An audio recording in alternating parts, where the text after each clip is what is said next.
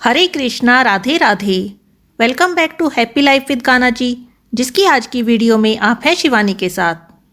फागुन का महीना है और होली का त्यौहार पास आ रहा है।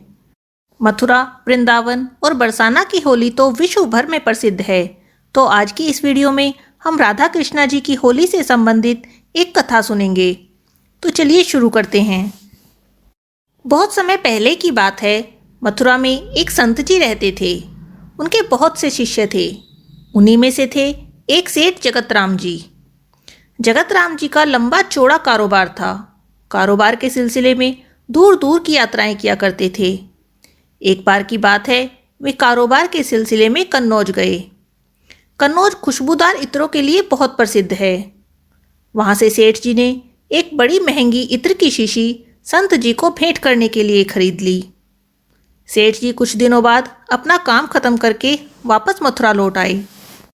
लौटने के अगले दिन ही संत जी की कुटिया पर उनसे मिलने के लिए गए। संत जी उस समय कुटिया में नहीं थे। सेठ जी ने आसपास पूछा तो सबने कहा कि संत जी यमुना किनारे गए हैं स्नान ध्यान के लिए। अब सेठ जी घाट की तरफ चल दिए। जब सेठ जी घाट पर पहुंचे तो उन्होंने देखा कि संत जी घुटनों भर पानी में खड़े यमुना नदी में कुछ देख रहे हैं। खड़े खड़े मुस्कुरा रहे हैं। तेज चाल से सेठ जी संत जी के पास पहुंचे। सेठ जी ने संत जी को प्रणाम किया और बोले, संत जी, आपके लिए कन्नौज से इत्र की शीशी लाया हूँ। संत जी ने कहा, लाओ इधर लाओ। सेठ जी ने इत्र की शीशी संत जी के हाथ में दे दी। संत जी ने तुरंत ही वह शीशी खोली और सारा का सारा इत्र यमुना में डाल दिया और मुस्कुराने लगे। सेठ जी यह दृश्य देखकर उदास हो गए और सोचने लगे, अरे ये क्या, संत जी ने तो इत्र का इस्तेमाल भी नहीं किया, यहाँ तक कि सूंघा भी नहीं, पूरा का पूरा इत्र यमुना जी में डाल दिया। लगता है संत जी ने मेरा इत्र स्वीकार नहीं किया।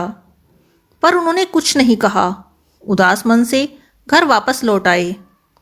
मन उदास था, इसीलिए कई दिनों तक संत जी के दर्शन को भी ना गए।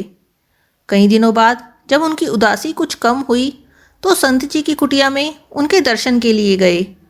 जब सेठ जी संत जी की कुटिया में पहुंचे तो उन्होंने देखा कि संत जी कुटिया में अकेले बैठे हैं, आंखें बंद की हुई हैं और कोई भजन गुनगुना रहे हैं।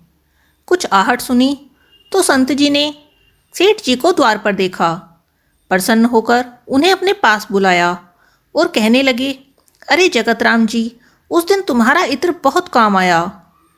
सेठ जी ने आश्चर्य से संत की तरफ देखा और पूछा, संत जी, मैं कुछ समझा नहीं। संत जी बोले, उस दिन यमुना में राधा जी और श्री कृष्णा जी की होली चल रही थी। दोनों एक दूसरे पर पिचकारी से रंग डाल रहे थे।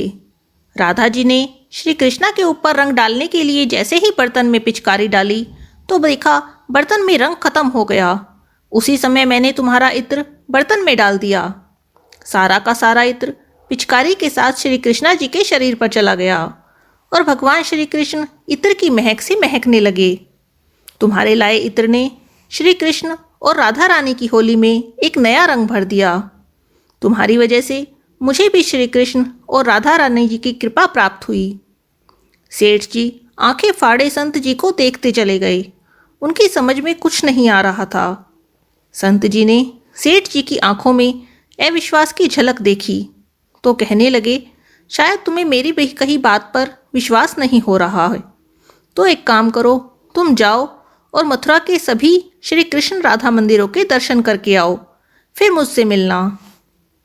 संत जी के कहे अनुसार सेठ जी मथुरा में स्थित राधा कृष्णा जी के मंदिर में गए तो देखा कि श्री राधा कृष्णा जी की मूर्ति से उन्हें उसी इत्र की महक आती प्रतीत हुई जो वे संत जी के लिए कन्नौज से लाए थे। एक के बाद एक सेठ जी मथुरा के हर मंदिर में गए। उन्हें सभी मंदिरों से वही महक आती प्रतीत हुई। सेठ जी का इत्र श्री कृष्ण और राधा रानी जी ने स्वीकार कर लिया था। अब वे संत जी की कुटिया में वापस आए और संत जी के चरणों में गिर गए।